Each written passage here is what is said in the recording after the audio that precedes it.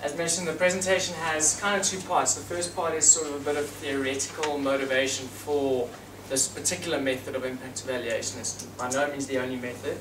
And then the second part is some examples of recent and forthcoming work that I'm involved in, that we're involved in at the Department of Basic Education. So I'm going to jump right in. So what is impact evaluation?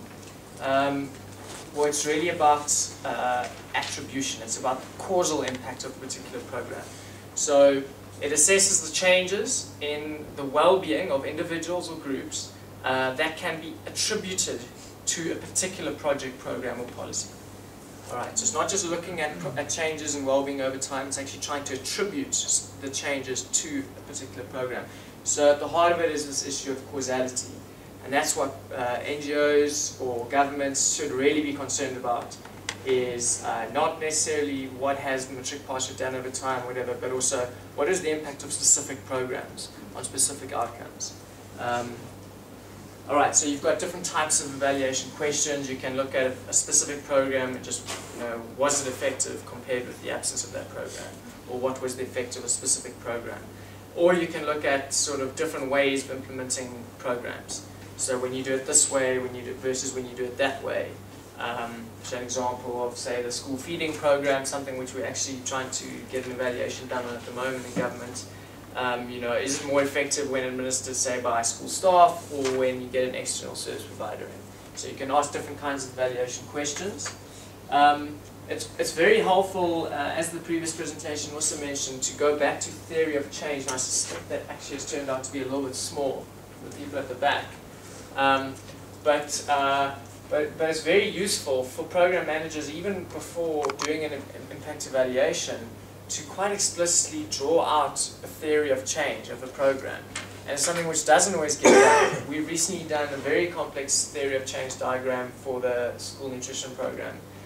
It's very interesting when you actually think about all the assumptions upon which you're relying when you expect a program to have a particular outcome. So if we just take the example of, say, textbooks. This is an example of textbooks. We deliver textbooks to schools. In most cases, and we do that. I imagine we do that as the Department of Education because some of us believe that textbooks must impact on learning outcomes. Okay, otherwise we probably shouldn't even bother doing it. But there's actually a causal chain involved. So textbooks firstly must in fact be delivered. Then they must be distributed by the schools to the learners. Then they actually must be used in class or at home. It's an alternative option. Then textbooks need to be of sufficient quality. Then we need to be able to measure that learning. If we want to do an evaluation, we need to be able to have an accurate instrument to measure that learning. And then we might see improved test scores. Alright, so there's actually quite a few things that we're relying on being in place. And so it's not just good enough to say print excellent textbooks. There's other things we're relying on happening. So the theory of change is really important, and it can become a lot more complex than that. And then there's various types of evaluations that you can do, but just to distinguish between two types. One is like a process evaluation, where you actually go and you try and look at the whole process, and you go and you do various types of research to see, are textbooks being delivered? Are they distributed to learners? Do they get used? To what extent? Are they good enough quality? You're going to do a whole process evaluation, and you can see, are all the steps in place?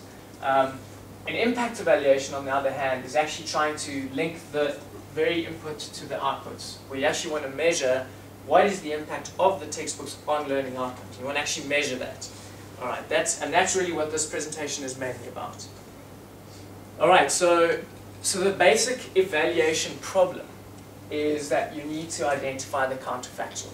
All right, and so you actually have to leave the real world to do that, because we never see a counterfactual. So to give an example, a lot of my examples here come from education, and so there's often test scores as a kind of a illustrative outcome. So let's just imagine we had ANA data, so Annual National Assessment data. Let's imagine we had that data all the way back to 2004. And let's imagine that this is what ANA average test scores in the country did over time. And let's imagine that the department implemented a new intervention in 2008. and it's been going since.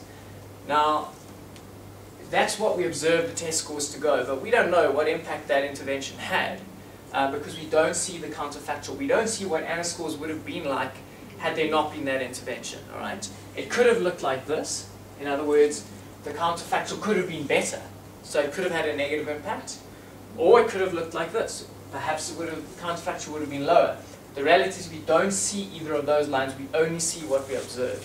So we never see the counterfactual, we never see what would have happened had what did happen not happen. Okay?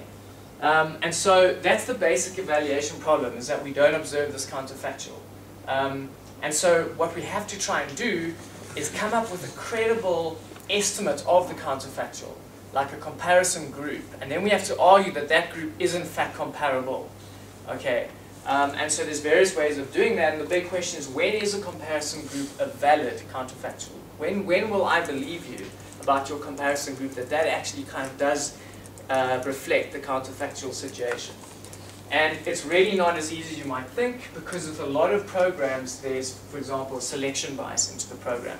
So you can think of, say, teacher professional development programs.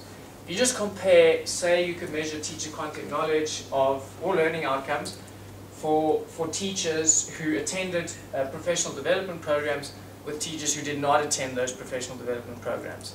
Typically, you could expect a selection bias in either direction. It could be that stronger and more motivated teachers actually go and attend programs, and that's why they do better, not necessarily because of the program. Or it could be the other way around, that teachers who actually really need help and who are weaker go to programs and they have worse outcomes because they are weaker and need help, not because of the program having a negative impact. So you've got, with a lot of things, you've got a selection bias in who is actually a participant in a program. All right. Or you can have, sometimes you have reverse causality with things. So like in the labor economics literature, there's an enormous literature on what impact does schooling have on earnings. And the theory being that schooling should lead to better productivity, which should be rewarded in the labor market. But actually there could be reverse causality. In fact, to some extent there almost certainly is. To some extent it is that more able individuals from better home backgrounds and so on, they tend to do well in school and therefore stay on longer in school. And they also earn more in the labor market, but it's not because of going to school, it's because they are more productive individuals. And so to actually identify the impact of schooling on earnings is a very complex thing, and there's a massive literature on it. Similarly, there's a literature on marriage and happiness. You do find that married people tend to be happier than unmarried people. That is a correlation which is robust across many countries, but it's not immediately clear what direction the causality flows there. So it might be that becoming happier, that getting married makes you happier. But if I were to get, I'm single, so I can use this example without offending people. All right.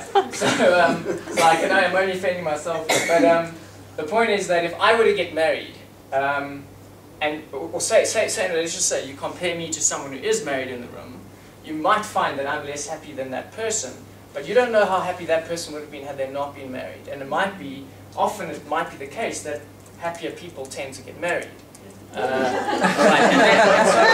So there's often reverse causality.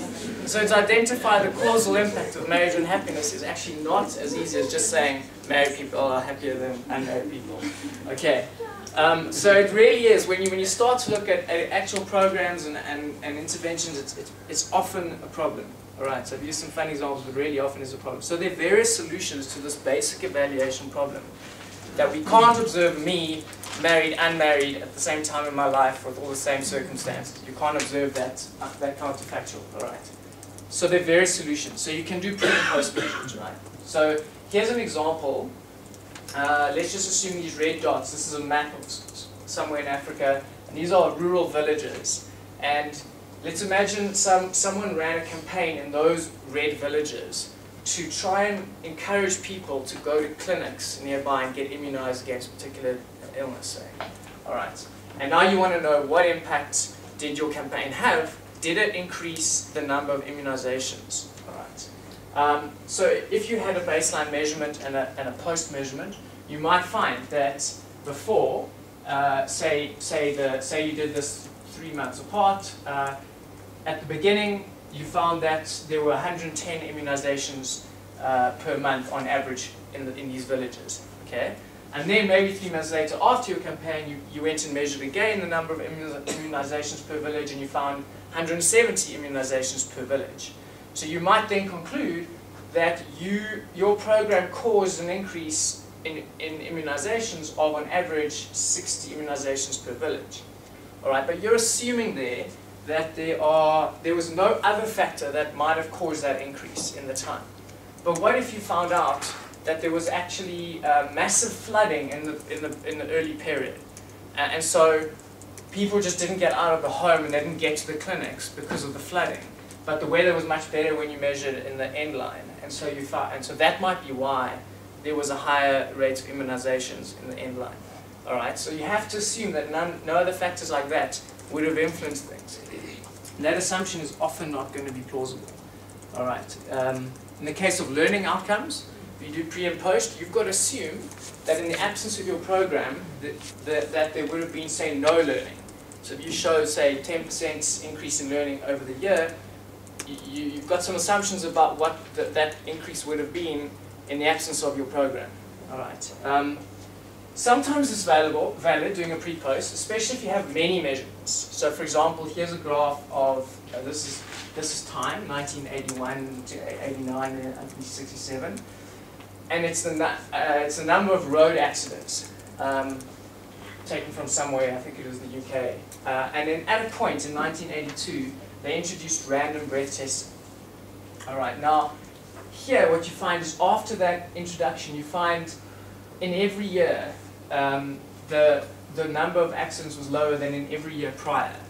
Now, because you've got many observations, that might seem plausible. And if you can argue that there was no other big change that happened then it does seem like something that would persuade a lot of people that in fact you did have a positive impact on bringing down the number of accidents, right?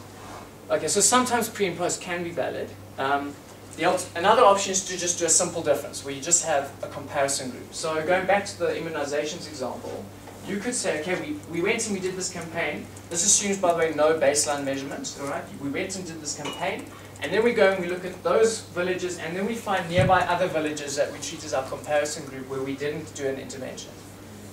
And now you might find that the treatment group had 170 immunizations per month, and this control villages had 146 immunizations per month. So you might again conclude that, well, we had a positive impact because the villages we went to had more immunizations than the villages we didn't. But of course that assumes that there are no other systematic differences between these two groups. But it could also be that there just happen to be more clinics in that area, or that the distances are smaller in that area, or they can think of many reasons for why those areas might be different systematically to these areas. You might have gone to those areas specifically because it was easier to get to. All right, and often those kinds of considerations do inform where people go and work. A better option then, and a third solution, is to do difference in difference. So you could use, if you have baseline and inline for both groups, you can then look at the differences in the change. And so now what you can see is, if this was example, now the impact is not as clear anymore. Because in both time periods, your red villages had more immunizations than your blue villages. So it seems that in general, your red villages just were more likely to have immunizations. And in both in both groups, there was more immunizations in the later period. So perhaps that's consistent with the flooding story, that everyone was going to have more immunizations in the later period just because of the time of year or whatever. So then what you do is you compare the change. All right, and that's going to be a lot better than just pre or post, and a lot better than just comparing two groups who may not be that comparable. But even there's some assumptions. It assumes that these two groups were on a parallel trend. And to give another illustration of that, and where that might not be valid, again, let's say we've got matric pass rates, we've got, say, intervention district where we went and intervened, and we've got a comparison district of schools now. And we're looking at the matric pass rate over time, right? And let's just assume we did an intervention in 2008. Okay, so now what we could do is, if we just had these 2 points, 2008 and 2009, we could do a difference in difference. All right, and we would just observe these 2 points and those 2 points, right? And if you just looked at those points, you would say actually there was a positive impact, because you can see in the treatment group the increase was noticeable, but in the comparison group it was pretty much a flat trend. And so you could say, well, look, it looks like there was a greater increase in the schools where we went to. But if you saw all the information, it's no longer as clear, because actually it looks like your intervention district was on a bigger improving trend. And so now, was it really this intervention in this year, or was it just that they continued the trend they were on? All right, and so if that's the reality, okay, thanks, then again, it's not that clear. So you've got to assume, if you do difference in difference, that there was no difference in the trends. All right. Sometimes what people do also is they try and improve on this by matching. So you can do a simple difference or difference in difference, where you go and for every treatment school you go and match. You find a control school who are similar on observable baseline characteristics. So you find schools of similar size, similar poverty level, similar initial achievement, and whatever, and then you do a difference in difference. Alright, but the big problem with that is, what if unobserved characteristics determine participation and outcomes? So what if it's things like just the motivation of the people, or there's something that you don't measure, which actually determines who goes into the treated group and who is in the control group. And that'll still bias your estimates then. And this is where randomization comes in as a solution to this. So if you, by design, you select as a researcher, as an evaluator, you select 2 groups randomly through a lottery process, could be a computerized lottery, then by design these 2 groups are going to be similar in terms of their socioeconomic status. They're going to be similar on all things that you can measure and observe, but crucially they're also going to be similar on everything you can't observe. So there's no reason to expect a particular group to have a more motivated staff or more motivated parents or anything like that. And then if you say give textbooks to the one group and not to the other, and you do a pre and a post for both groups, then if you see this group improving more, you can attribute the relative improvement to the textbooks, because you know there's no other systematic differences driving your outcomes. Right, so some examples now from recent and ongoing work. So we did one of these randomized control trials in the Department of Education. So in 2012 we developed a new set of study guides called Mind the Gap. These were developed initially in 4 subjects: accounting, economics, geography, and life sciences. And they were being developed during 2012, so they weren't yet rolled out to all schools. They were rolled out initially to some prioritized districts, but there were some provinces, such as Mpumalanga, where it wasn't distributed at all yet. And so what we could do then is we could do a randomized control trial in Mpumalanga, because we could give it to some schools and not to all schools. Right, so we did this, and the first step, the program manager asked me, can we help design evaluations? I said, yeah. So the first step in doing this is you do your sampling. You want to do your randomization. You want to select a treatment group and a control group. So it started off with a national list of schools that were enrolled for the Matric 2012 examination. Restricted schools to Mpumalanga, and then restricted schools to those registered to write the exam in English, because the materials at that stage that we had to distribute were only in English. That basically just got rid of a few Afrikaans schools. So we got it down to 318 eligible schools. That were the type of schools that we wanted to do this intervention in. And then within those 318 schools, I randomly selected 79 schools to receive the books. All right. That left 239 schools to be control schools. What was nice about this is that we had a nice pre-packaged outcome measure. We didn't have to go and do extra testing, because we've got Matric data, which is a very reliable data source at an individual level for all these subjects. So there's no reason not to use all 239 schools that we randomly didn't select as a valid estimate of the counterfactual. The books were delivered a little bit late in September, and that's because they were developed during 2012, and there were some delays in printing and so on. So that's slightly different to what would happen now when the project is actually rolled out, and that delivery would happen earlier in the year. Right, just a note on power calculations, because this is an important practical issue that you come up against when you're doing a randomized control trials. You need to decide how large a sample do we need if we want to actually be able to measure the impact with any degree of accuracy or precision. And basically, sample size is a trade-off. You've got to make a trade-off between having statistical power that you want to actually be able to actually measure things and your costs, because it costs money to go to more schools. So you've got to make a decision at some point about your sample size. But focusing now on just the statistical power, there are statistical formula that determine when you've got two groups, how large do those two groups need to be to measure with a certain degree of accuracy. So there are various parameters that go into that, and statistical software can help you do that. The first thing is you need to decide what is your smallest effect that you want to be able to identify. So you've got to make a decision to say, listen, for example, if the books only have an impact of 1 percentage point, we're happy to not measure that with any degree of accuracy. We're happy to conclude that we couldn't pick up a statistically significant impact. But at some point you've got to say, what is the smallest effect size we actually do want to be sure we pick it up if it's real? Then you've got to have some statistical confidence, which is like about type 1 and type 2 errors. So it's stuff like we want to be 95% sure that if we do observe an impact that we can say with a 95% level of confidence that that would be the true impact if this were a population and not just a sample. It also is dependent on intracluster correlation coefficient. Now what that is that in this case, our sample is students, but they're clustered in schools. All right, now, so we've got to select a number of schools and then a number of students within each school. So it's a little more complicated than just selecting amongst individuals. And if schools differ a lot between each other, then you have to have more schools and fewer individuals in schools. But if every school is pretty much the same, you can have fewer schools. So you've got to factor that in as well.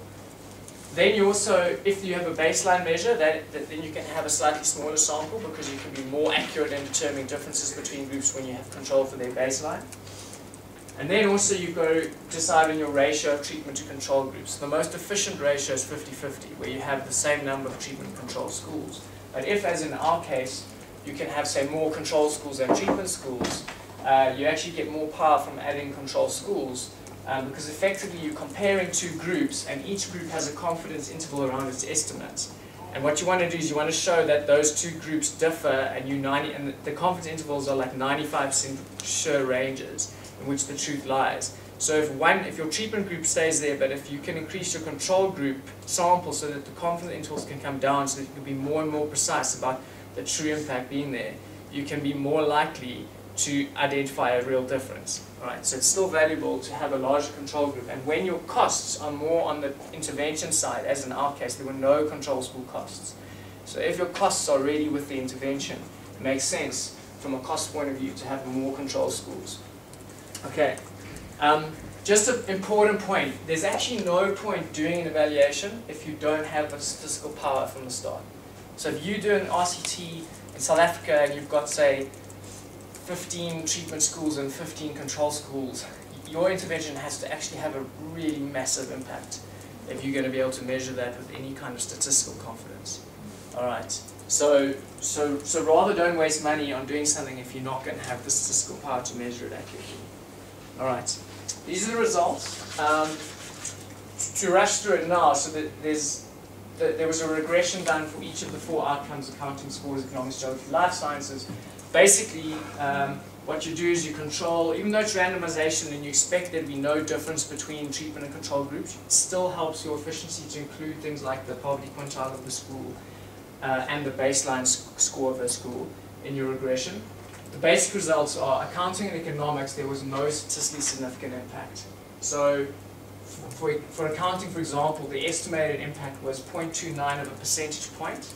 So relative to control schools, so if control schools, the average score was, say, 50% in accounting, that means that treatment scores, the average score was 50.29%, right? But the confidence intervals were larger than 0.29, so the confidence intervals overlapped with 0. So it's possible that it actually had no effect. We can't say with 95% level of confidence that it had an effect that was above 0. All right, and the same with economics. It's actually negative, but again, it's somewhere around 0, basically.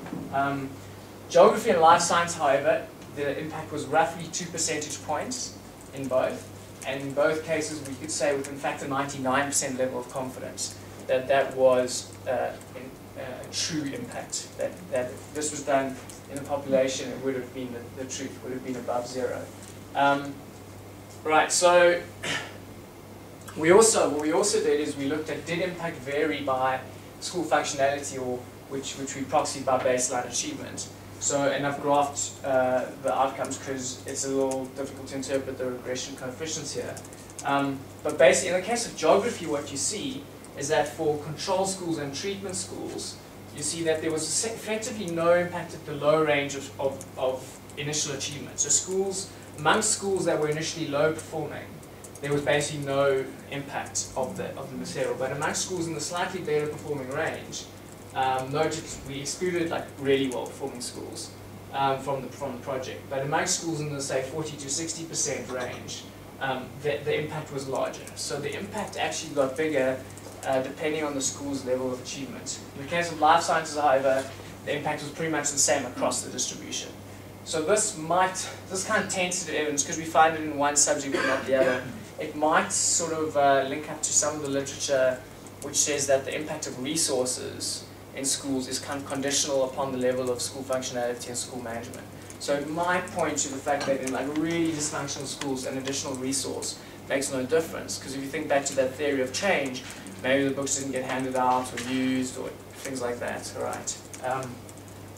Okay. I also did a simulation where I took Matric 2010 data, so a year where no one got mind the gap books, and I assumed that children who took geography and life sciences, I said what would have happened had we given these geography and life science books to all geography and life science takers in 2010.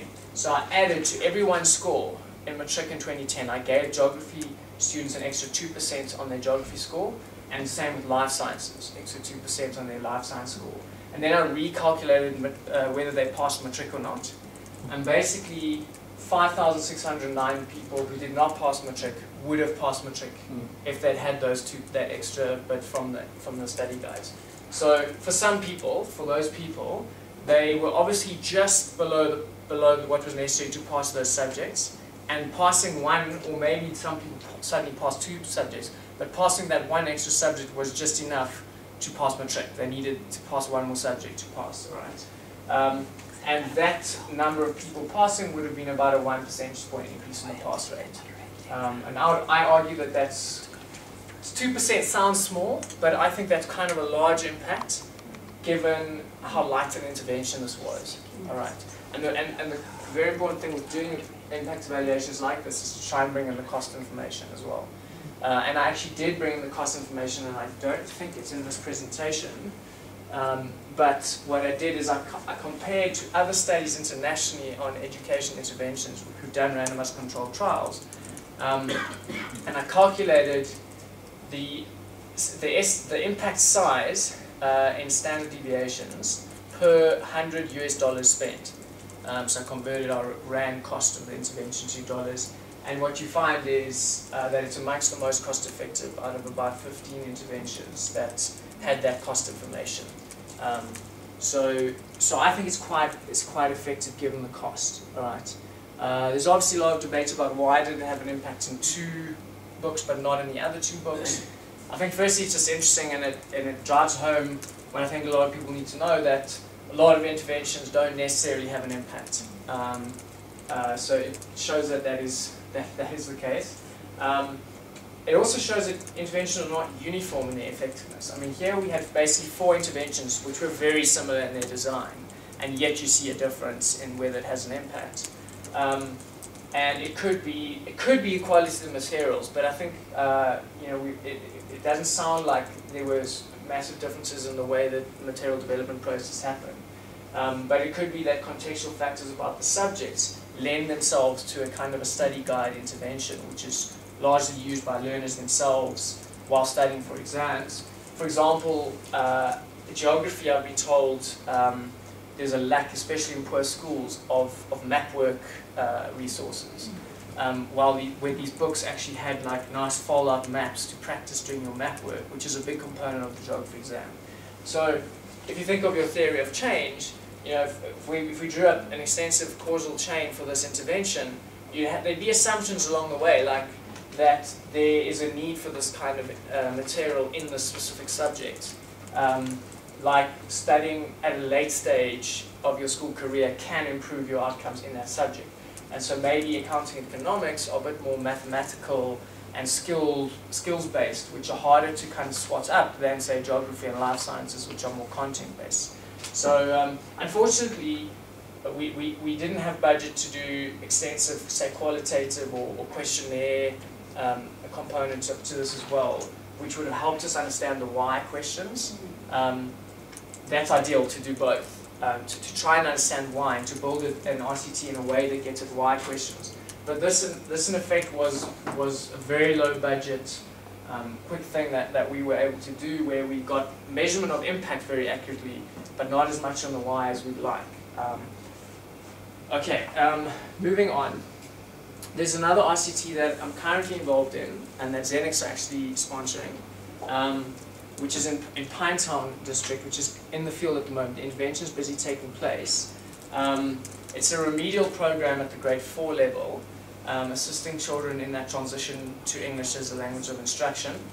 And the idea is that by grade 4, these children have large learning deficits. And so it's about actually kind of waiving the curriculum for a term and going back to basics to try and cover ground that maybe was lost. So what we've done in this case is we've got 40 treatment schools and 60 control schools. So again, you see not an equal balance, because our costs were more on the intervention side than on the control side. We did have control costs because we are administering our own testing in all 100 schools. So we've done baseline testing. We will, in a couple of weeks, do the end-line testing. It's a different service provider doing the inline testing than the service provider doing the interventions. And we're busy writing up what's called a pre-analysis plan, right, which is also something that is becoming quite common, and, well, not necessarily common, but something to strive for in the RCT literature, is where before you've done your end-line assessment, you write up a plan and you submit it to an international body where you say what are our hypotheses that we expect to test. So in a sense what you do is you tie your hands a bit and you say we're going to measure these things. So it prevents you as a researcher from going on a kind of a fishing expedition at the end and saying we didn't have an overall impact in the areas we thought, but we found it impacted on these things and these things and these things. And which creates a publication bias. Okay, I'm going to wrap up, just give me a couple minutes to wrap up here. So we're going to be looking for the main effect is, did it have an impact on literacy outcomes in the treatment group relative to the control group? But then we're going to be looking at whether it had affected intermediate outcomes. So we're administering questionnaires to both treatment and control school teachers, and we want to see, did treatment schools improve like effort levels, so like things like teacher absenteeism or teachers' time spent on lesson planning, did those things change in response to intervention?